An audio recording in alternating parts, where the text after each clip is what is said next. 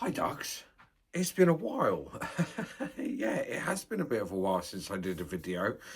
There are a number of reasons why. As you may see, I'm standing up again like I used to. And that is because I have a new phone. My first new phone in 8 years. My old phone, iPhone 8 Plus, was on its last legs. It wasn't doing very well. A lot of the apps weren't working, so I was kind of forced to go out and buy a new phone. So I have a new phone, and I am going to try and do these videos on my phone as best as possible because that is the best way I find to do these videos. I like sitting down, but I also like standing up, and it's easier to do it on my phone because I can do all the uploading and I don't have to use two devices to load up to 3 different platforms. So yes, Ducks. The reason why I haven't done the video as well is because I wanted Trump to, in his second term, to bed in and to get his feet under the table and for us to see where things were going to go. The prospects of it being positive were not there from the start. It's been a complete shit show. Trump has basically, with the help of Elon Musk, done what can only be considered to be called a coup of some form or another. They have taken over the back end of the administrative state. They have hacked computers. They have sacked workers. Planes have dropped out of the sky because of it. They've got rid of DEI. They've got rid of all inclusive language. They've passed legislation, which I will come into in a future video, about the trans community and the queer community in general. The title of this video is "The Tide is Going Out," or "The Tide is Out." I don't know what I'm going to use, the exact expression I'm going to use for the title of this video yet, but you will see it on the bottom of your screen. It's not good, is it? I couldn't sit through that Zelensky video with him talking to Zelensky, the president of Ukraine. It was too hard to watch. I watched a bit of it to start with, but it was so appalling. It seems like Trump is doing everything he possibly can to appease dictators and totalitarian and oligarchies. Well, that's what America has become. It's become an oligarchy. The tech bros are all over it. They've come out in support of him. The sites that I upload to now are owned by people who are chomping on Trump. It's not looking good.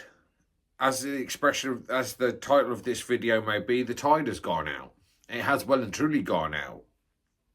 And I don't know when it's coming back in our lifetime, because there's no guarantee that Trump is going to give up his second term to step aside after 2 terms. He'll try and find a way to fudge it. He'll try and find a way to stay in office.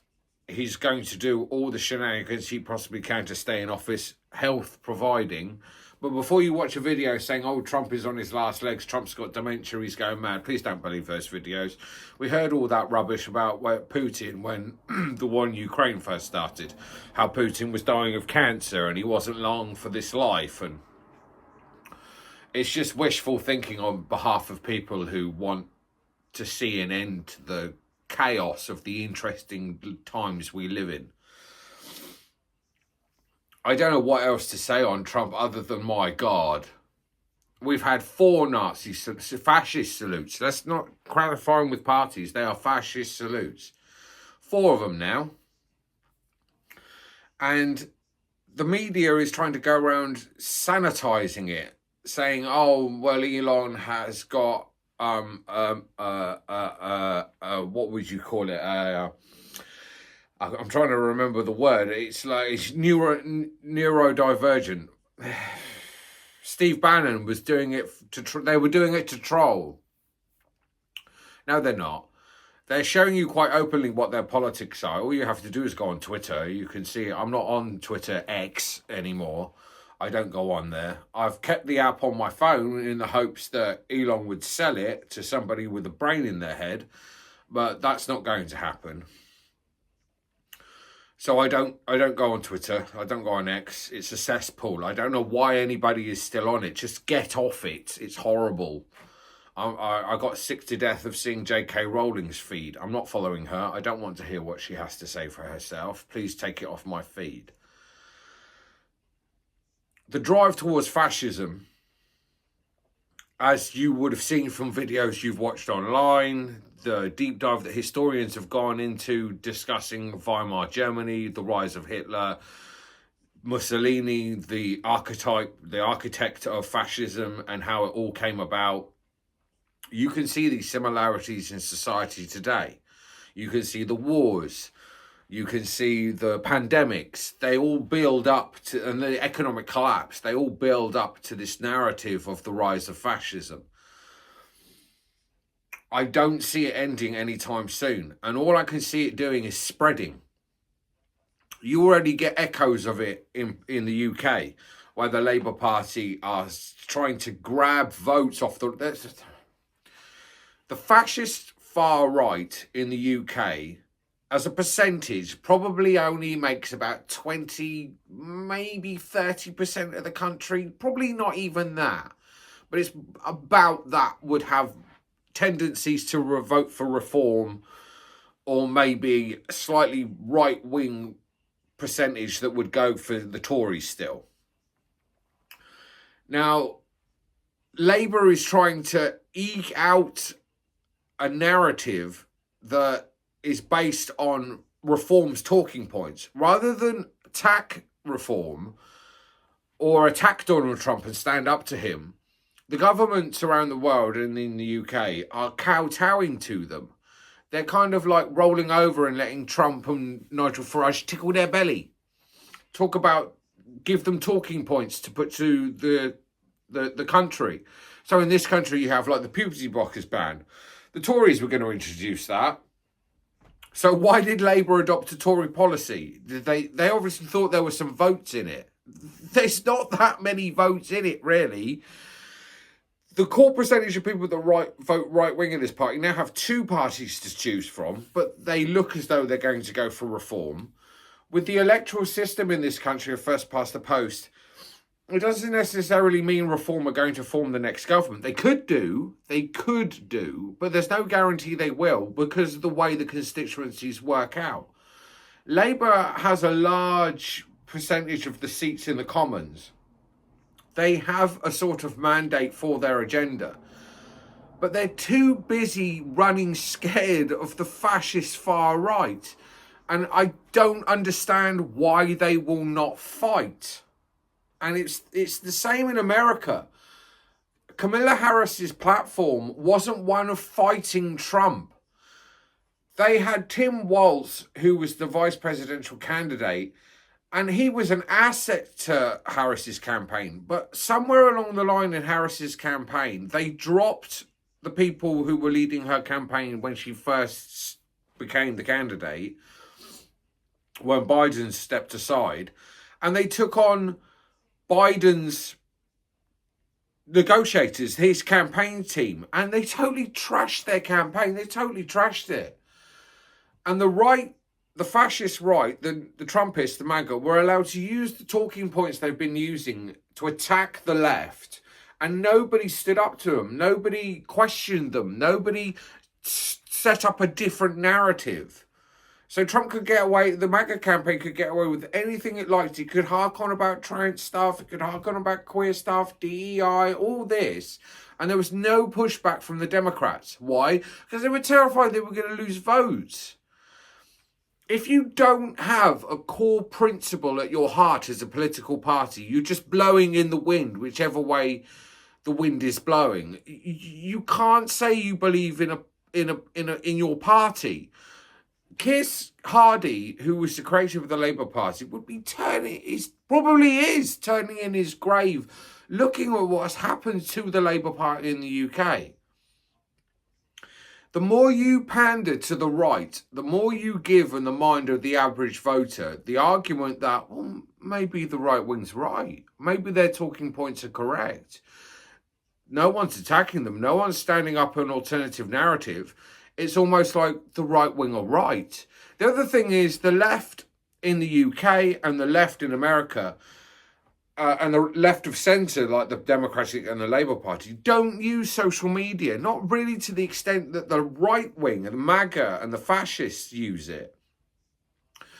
It's a mouthpiece. It's a good tool to get your message across. It's a brilliant tool to. It's also a cesspit, but it's damaging our society, social media. But it is a good tool to get your message across if you have a good message and you have an eye-catching sort of style about you. But the left doesn't have that. It doesn't have a media branch, a left-wing YouTube aspect. You see in America, people like Carl Kalinske, Mike Figueredo of the Humanist Report, people on the left, like Katie Halper to some degree. The left in America doesn't use the commentators, like the Vanguard as well in America. They don't use their left-wing political commentators as a way of getting their message across or using their abilities and skills to publicise themselves and to get, as I say, to get their message out there. They kind of brush them aside and poo-poo them and think that they, as the Republicans, know it better and they are above the social commentariat. Whereas the right wing uses them and maximalizes them to the possible extent that you can use these outlets to pump out propaganda. This whole thing over woke, which I will get into in another video, this whole thing over woke, don't do that, Littleton, don't do that. This whole thing over woke was basically weaponized by the right wing media commentariat to attack the left. And there was a narrative against it on the left, but it wasn't used by the political parties that the left represents or kind of represents in America and the UK. Whereas the right wing knows how to use its social media. It knows how to use the aspects of the commentariat to get their message out there, to change the narrative. So woke goes from meaning alive to social injustice, alive to racism, alive to bigotry and hatred, and it's weaponized and used against the left as a pejorative. Only the right wing can do that because its media is so good. And you can see, look, there's no doubt to say that Trump won the presidential elections, but he only won it by less than 1.54% of the vote. He didn't win an overwhelming mandate. But he is in there and he's not going anywhere. And whilst the left argues amongst itself over wokeness now, which I will get into in another video, and our left-wing media outlets, the main ones, like in the UK, Novara Media, and in America, it was TYT, but that's going by the by now. They are not very effective. Novara is slightly better than TYT, but TYT is not a progressive news outlet anymore. Anybody watching it knows that. Whereas Novara tries to stay core to its socialist values, although it's having a lot of issues over trans stuff. And Ash Sarkar doing the rounds like Anna Kasparian did, where she's kind of saying, oh, woke is dead, woke politics killed us. No, you allowed the left wing, you allowed the right wing to turn it into a pejorative with no pushback. My cat is jumping all over the place because she wants to know what I'm doing. So you can see both sides of the pond are absolutely screwed. There is nothing we can do other than sit back and watch the entire civilization that we've known, the Western consensus of the world order, just fall away because of oligarchy, because of fascism, because of totalitarianism, because of the idealization of dictators like Trump. So we haven't got a lot to look forward to, but we got to fight. And that's what I'm asking you to do. If you are in the UK or you're America, fight. The protests are starting in America. Hundreds of thousands of people are taking to the streets. There is a positive start. The revolution is kicking in. But we've got a long way to go, and there's no guarantee Trump's going to give up or go away after his second term. Please like, share, and subscribe, and I'll see you again soon, Dukes. Goodbye.